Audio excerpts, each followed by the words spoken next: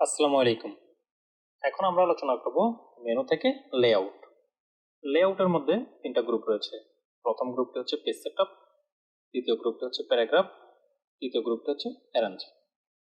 এখন আমরা page setup এবং হচ্ছে প্যারাগ্রাফ এই দুটো গ্রুপ সম্পর্কে আলোচনা করব।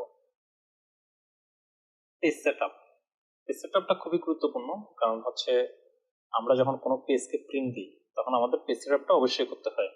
আমরা যখন ফাইল দেখেছিলাম, ফাইলের মধ্যে এখানে আমরা প্রিন্টের এই জায়গায় এই যে পেজ সেটআপটা আছে, এই পেজ সেটআপটা আমরা এখান থেকে করি লেআউট থেকে। তার জন্য পেজ সেটআপ গ্রুপটা খুব ইম্পর্টেন্ট। পেজ সেটআপের প্রথম অপশনটা হচ্ছে মার্জিন। তার আগে আমি আপনাদের বলে দিই, আপনি পেজ সেটআপ যখন নতুন ডকুমেন্ট নেবেন তখনও পেজটা সেটআপ করে নিতে পারেন। সেখানে আপনি মার্জিন কতটুকু দিবেন, পেজটা ওরিয়েন্টেশন থাকবে নাকি ভার্টিক্যাল থাকবে, কি সাইজের পেপার নেবেন, সেখানে কয়টা কলাম নেবেন, সেটা আপনি যখন ডকুমেন্টটা নেবেন ব্ল্যাঙ্ক থাকবে তখনও করে নিতে পারেন, অথবা আপনি যখন ডকুমেন্টের লেখা শেষ হয়ে যাবে তখনও করে নিতে পারেন। আপনি যখন ডকুমেন্ট লেখা শেষ হয়ে গেলে যদি করতে চান, তবে সেক্ষেত্রে দেখবেন আপনার যে ডকুমেন্টটি লিখেছেন সেটাও একটু হালকা উলটপালট হয়ে যেতে পারে। আপনি যখন ডকুমেন্টটা স্টার্ট করেছিলেন ডিফল্ট অবস্থায় এখানে 1 থাকে চারিদিকে, আর এইখানে ডিফল্ট পেজ থেকে হচ্ছে যে লেটার। যখন আপনি A4 সাইজে নেবেন তখন লেখাটা হালকা চেঞ্জ হয়ে যাবে। লেখা ঠিকই থাকবে, কথা হচ্ছে আমাদের ফরম্যাটটা চেঞ্জ হয়ে যাবে। আপনি বর্তমানে এটা হচ্ছে যে পোর্ট্রেট পেজে আছে, আপনি যদি ল্যান্ডস্কেপে করতে চান তবে সেক্ষেত্রে আপনার দেখা যাবে কি আপনার ডিজাইনটা আপনার থিমটা চেঞ্জ হয়ে যাচ্ছে। তার জন্য আপনি ব্ল্যাঙ্ক থাকা অবস্থায় লেআউট থেকে পেজ সেটআপটা করে নিলে বেটার হয়। আচ্ছা চলেন আমরা দেখি। প্রথম হচ্ছে এখানে মার্জিন। এখানে 4-5টা দেওয়া আছে, আপনি এগুলো ব্যবহার করতে পারেন। নর্মাল অবস্থায় হচ্ছে উপরে নিচে ডান বামে সব দিকে মার্জিন 1 করে থাকে। একটু বোঝার সুবিধার্থে আমরা এখানে ভিউতে আসি, ভিউ থেকে গ্রিড লাইনটা নিই। গ্রিড লাইনটা নিলে বুঝতে সুবিধা হবে। এখানে দেখেন গ্রিড লাইনটা যেখানে দেওয়া আছে এটাই হচ্ছে আমার রাইটিং এরিয়া, এর ভিতরে আমি লিখবো। আর এখানে যে সাদা অংশটা আছে ডানে বামে উপরে নিচে এর নিচে, এটা হচ্ছে আমার মার্জিন। আমরা যদি এখানে লেআউটে আসি, এখানে মার্জিন আসি, আপনি যদি মার্জিনে এখান থেকে ন্যারো নেন 0.5, তাহলে এখানে দেখেন জায়গাটা খুবই ছোট। আর আমাদের গ্রিড লাইনের কারণে আমরা বুঝতে পারতেছি কতটুকু রাইটিং এরিয়া। আবার আপনি যদি এখান থেকে উইথ নেন তাহলে এখানে দেখেন উপরে নিচে 1, ডানে বামে 2 করে মার্জিন নিচ্ছে। আপনি এখানে কাস্টম আসতে পারেন, কাস্টম থেকে আপনি কতটুকু জায়গা নেবেন, টপে কতটুকু নেবেন, লেফটে কতটুকু নেবেন, বটমে কতটুকু নেবেন, রাইটে কতটুকু নেবেন, তারপর পেজটা কেমন নেবেন, পোর্ট্রেট না ল্যান্ডস্কেপ, তারপর হচ্ছে আপনার পেজ নর্মাল নাকি হচ্ছে যে 2 পেজ নেবেন, বুক ফোল্ড নেবেন, মানে আপনি যেটা নিতে চান সেটা এখান থেকে নিয়ে ওকে ক্লিক করবেন। আমরা এখান থেকে যেটা হচ্ছে যে নর্মাল থাকে নর্মালটাই সিলেক্ট করে রাখলাম, তাহলে এখানে দেখেন চলে আসতেছে। আশা করি মার্জিন সম্পর্কে আপনার একটা ধারণা পেয়েছেন। মার্জিন হচ্ছে আপনি ডানে বামে উপর নিচে কতটুকু জায়গা খালি রাখবেন পেজে। আমরা এখান থেকে গ্রিড লাইনটা তুলে দিই। এরপর অপশনটা হচ্ছে ওরিয়েন্টেশন। আপনি আপনার পেজটা কি হিসেবে রাখবেন, পোর্ট্রেট নাকি ল্যান্ডস্কেপ।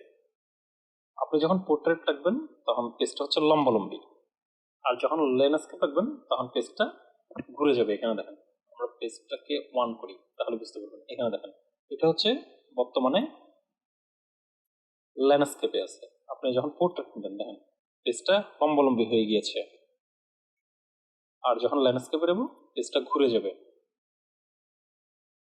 এখান থেকে পোর্ট্রেট করি। এরপর হচ্ছে সাইজ, আপনার পেপার সাইজটা কেমন হবে, লেটার, লিগ্যাল নাকি A4। সাধারণত অফিস আদালতে সবাই A4 সাইজটাই ব্যবহার করে, আর আমরা যখন দলিল লিখি সেগুলো হচ্ছে লিগ্যাল সাইজে। A4 অথবা লিগ্যাল, সাধারণত আমাদের দেশে এই দুইটাই বেশি ব্যবহার হয়, A4 এবং লিগ্যাল। আপনি এখান থেকে কোনটা নেবেন সেটা এখানে সিলেক্ট করতে পারেন। বর্তমানে এটা লেটারে আছে, আপনি যদি A4 করেন দেখেন পেজটা হালকা তার মানে ছোট হয়ে গিয়েছে, লম্বা হয়ে গিয়েছে। আবার যখন লিগ্যাল করবেন দেখেন পেজটা একেবারে লম্বা হয়ে যাবে। এখানে দেখেন পেজটা অনেক লম্বা হয়ে গিয়েছে। ভিউতে 1 পেজ করি, 1 পেজ, এখানে দেখেন অনেক লম্বা হয়ে গিয়েছে। এখন যদি আমরা এখান থেকে লেটার করি দেখেন লেটারটা অনেক ছোট। এরপর A4 নিলাম, A4টা হালকা বড়। লিগ্যাল নিলে লিগ্যালটা আরো বড়। আশা করি আপনারা বুঝতে পেরেছেন। তারপর অপশনটা হচ্ছে কলাম। আমরা যখন পেপার পড়ি, পেপারের মধ্যে আপনি দেখবেন উপরে একটা শিরোনাম থাকে, সেই শিরোনামে 3 থেকে 4টা কলাম থাকে। এভাবে করে পুরো পেপার জুড়ে বিভিন্ন কলাম কলাম থাকে।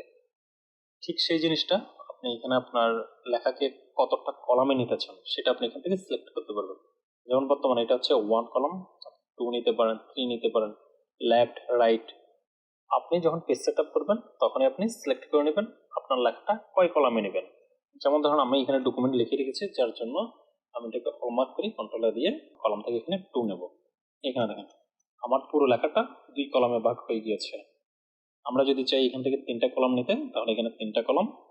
আপনি চাইলে এখান থেকে লেফট, তাহলে এখানে দেখেন আমার লেফটের অংশটা বড়, রাইটের অংশটা একটু ছোট। আবার যদি রাইট করতে চান তাহলে রাইটের অংশটা বড় থাকবে, লেফটের অংশটা কিছু ছোট থাকবে। এখানে আমাদের লেখা কম, যার কারণে রাইটের অংশটা এখানে দেখেন ফাঁকা। আমরা যদি এটাকে কপি পেস্ট করি, যেমন ধরুন আমরা এটাকে কপি করলাম, কন্ট্রোল সি কপি, এখানে আসার পর আমরা এটাকে পেস্ট করব, রাইট ক্লিক করে পেস্ট। এখানে দেখেন আমার রাইটের অংশে চলে আসছে। এইভাবে করে আপনি কতটা কলামে নিতে চান সেই কলামটা এখান থেকে নিয়ে নিতে পারবেন, অথবা মোর কলাম, মোর কলামে আসার পর এখান থেকে আপনি নিজের মতো করে নাম্বার অফ কলাম, যেমন ধরুন আমি এখান থেকে 6টা কলামে নিতে যাচ্ছি, 6, যেটা স্পেস আছে এটাকে কমিয়ে এখান থেকে 1.4 দিলাম, ওকে। এখানে দেখেন এখন 6টা কলামে ভাগ হয়ে গিয়েছে। আবার যদি 1 কলামে করতে চাই, অল মার্ক করে 1 কলাম, তাহলে এটা দেখেন 1 কলামে আবার ফেরত চলে আসছে। আপনি যখন পেজ সেট আপ করবেন তখনই আপনি কলামটা সিলেক্ট করে নেবেন আপনি কয়টা কলামে লিখতে চাচ্ছেন। এরপর অপশনটা হচ্ছে ব্রেক। আমরা পেজের মধ্যে যদি কোনো ব্রেক ব্যবহার করি তবে এখান থেকে ব্যবহার করতে পারবো। আমরা এখানে ব্রেকস আসবো। প্রথম অপশনটা হচ্ছে পেজ ব্রেক, এরপরটা হচ্ছে কলাম ব্রেকস। যেমন আপনাকে আমি বলেছিলাম আমরা কিছুক্ষণ কলাম নিয়েছিলাম, আমরা কলামকে যখন ব্রেক দিব তখন আমরা এখান থেকে কলাম ব্রেক করব। যেমন ধরুন আমি নিচেরটা আগে ডিলিট করে দিলাম, এরপর আমি এখান থেকে এটাকে কাট করি, কন্ট্রোল এক্স, কাট করলাম। এখন ধরুন আমি এখানে 2 কলাম নেব, এখান থেকে আমি 2 কলাম নিলাম। এখানে দেখেন আমার এই একটা কলাম। এখন আমি যদি এখানে পেস্ট করি, যেটাকে একটু আমরা কাট করেছিলাম, দেখেন কন্ট্রোল ভি, তাহলে আমার নিচে চলে আসতেছে।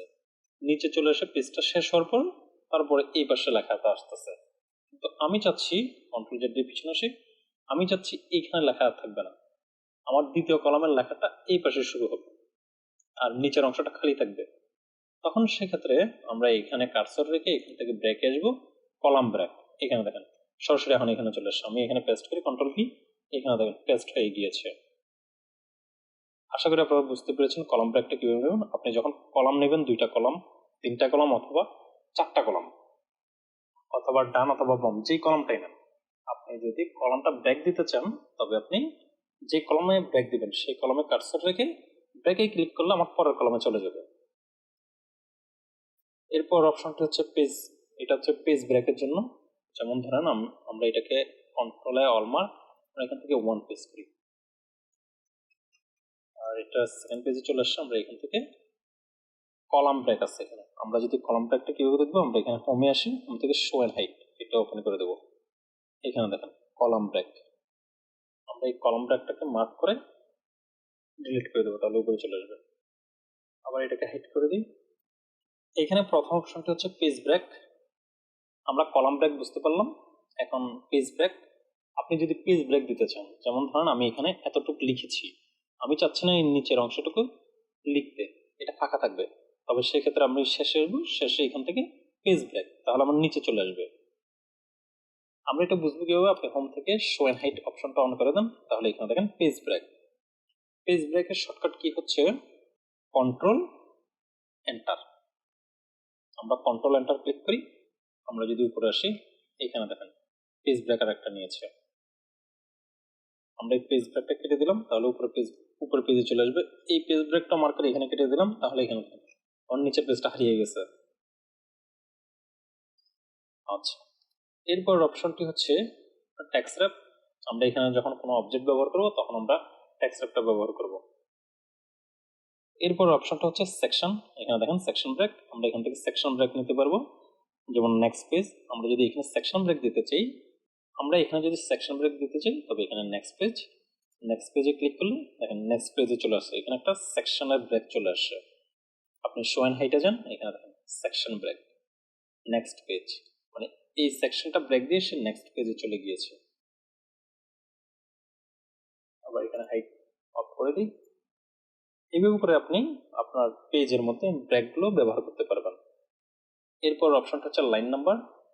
আপনি একটা ডকুমেন্টে কতটি লাইন ব্যবহার করেছেন আপনি সেটা এখান থেকে দেখে নিতে পারবেন। আপনি প্রথমে পুরো ডকুমেন্টটা মার্ক করে নেবেন কন্ট্রোল দিয়ে, এরপর লাইনে আসবেন, কন্টিনিউতে ক্লিক করবেন।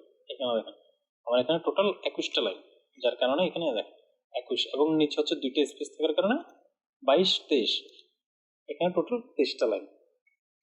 আবার যদি এটা উঠিয়ে দিতে চান আবার অল মার্ক করবেন, লাইন নাম্বার আসবেন, নাম দিবেন, এটা আবার চলে যাবে। এরপর অপশনটা হচ্ছে হাইপেনেশন। হাইপেন আমরা তখনই ব্যবহার করি যখন একটা ওয়ার্ড আমার প্রথম লাইনে পুরোপুরি লিখতে পারতেছে না।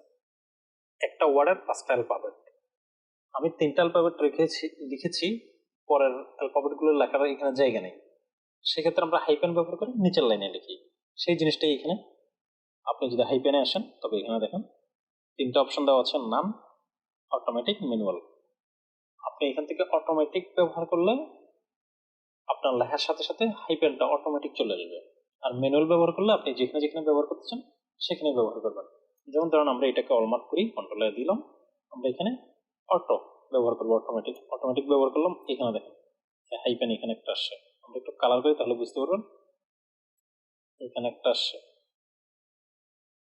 আমরা যদি একটু কালার করি আপনি বুঝতে পারবেন, যেমন ধরেন এখানে একটা আসছে, এখানে একটা আসছে, তারপর এখানে দেখেন আনক্লাসিক, এখানে একটা আসছে। আবার যদি নিচে দেখি এখানে দেখেন এটা একটা আসছে, আবার যদি নিচে দেখি এখানে দেখেন এটাও একটা আসছে। আবার লরেন্সের মধ্যে এটাও একটা আসছে, তারপর এটা একটা আসছে। আপনি যখন অটোমেটিক নিয়ে কাজ করবেন তখন আপনার ডকুমেন্ট অনুযায়ী আপনার ওয়ার্ডটা লেখার উপর নির্ভর করে, লাইনের উপর নির্ভর করে সে নিজে নিজে এখান থেকে হাইপেন নিয়ে নেবে। আর যদি আপনি ম্যানুয়াল ব্যবহার করেন, যেখানে যেখানে আপনি ম্যানুয়ালি ব্যবহার করতে চান আপনি সেখানে ব্যবহার করতে পারবেন। আশা করি আপনারা হাইপেন সম্পর্কে বুঝতে পেরেছেন। আবার যদি আমরা এটাকে অলমার্ক করে যদি এখানে নাম করে দিই তাহলে এটা চলে যাবে। এরপর গ্রুপটা হচ্ছে প্যারাগ্রাফ। প্যারাগ্রাফের মধ্যে আপনি 2টা অপশন দেখতে পাবেন, একটা হচ্ছে ইন্ডেন্ট আর একটা হচ্ছে স্পেসিফিক। ইন্ডেন্টটা আমরা হোমের মধ্যেই দেখেছি। আমরা হোমে যদি আসি, হোম থেকে এখানে দেখেন এটাই হচ্ছে ইন্ডেন্ট, আমরা এখান থেকেই দেখেছি। আমরা যদি হোম থেকে ব্যবহার করি তবে সেক্ষেত্রে আমাদের লেআউট থেকে ব্যবহার করার তেমন একটা প্রয়োজন পড়ে না, সাধারণত আমরা হোম থেকেই ব্যবহার করি। তারপর এখানে দেখিয়ে দিই, ধরুন আমরা এখানে ইন্ডেন্ট ব্যবহার করব, এখানে দেখেন লেফট ইন্ডেন্ট, আচ্ছা এখানে দেখেন আগাচ্ছে। আবার যদি কমাতে চান নিচের দিকে চলে আসবে। আবার যদি রাইট ইন্ডেন্ট দিতে চান তাহলে রাইট ইন্ডেন্ট, দেখেন রাইট থেকে কমতেছে, আবার এটা দিলে আবার পূর্বের জায়গায় ফেরত যাচ্ছে। এইভাবে করে আপনি এখান থেকে করে নিতে পারেন, যেটা আমরা হোমে দেখেছিলাম। হোমে যদি আমরা এটা নিই, এখানে দেখেন ইন্ডেন্ট, আবার যদি রাইট নিতে চাই রাইট, এইভাবে করে আমরা এখান থেকেও ব্যবহার করতে পারবো। এরপর হচ্ছে স্পেসিং। আমরা এটা ডিজাইনের মধ্যে দেখেছিলাম, এইখানে কোথায় এই প্যারাগ্রাফ স্পেসিং, এখান থেকে আমরা দেখেছিলাম সেম জিনিসটা এখানে। আপনি এখানে বিফোর মানে লাইনের একটা প্যারাগ্রাফ থেকে আরেকটা প্যারাগ্রাফের মধ্যে কতটুকু স্পেস দিতে যাচ্ছে এটা এখান থেকে, যেমন ধরুন আমরা বিফোর করলাম, উপরে জায়গা, কার্সর এখানে থাকার কারণে উপর থেকে জায়গা নিচ্ছে, আমরা কার্সরটাকে এখানে রাখি লরেম। এবার দেখেন মানে আমার একটা প্যারাগ্রাফ থেকে আরেকটা প্যারাগ্রাফ কতটুকু জায়গা নেবে সেটা এখান থেকে বিফোর, অথবা আপনি এখান থেকে আফটারও করতে পারেন। আফটার হচ্ছে নিচেরটা, দেখেন জায়গাটা স্পেস নিচ্ছে, আপনি যতটুকু নেবেন এখান থেকে সে ততটুকু জায়গা ছেড়ে দিবে। এভাবে করে আপনি এখানে ইন্ডেন্ট এবং স্পেস এটা জায়গাটা ছেড়ে দিবে। আশা করি আপনারা বুঝতে পেরেছেন পেজ সেটআপ ও প্যারাগ্রাফ নিয়ে। আজকের মতো এতটুকুই। খোদা হাফেজ।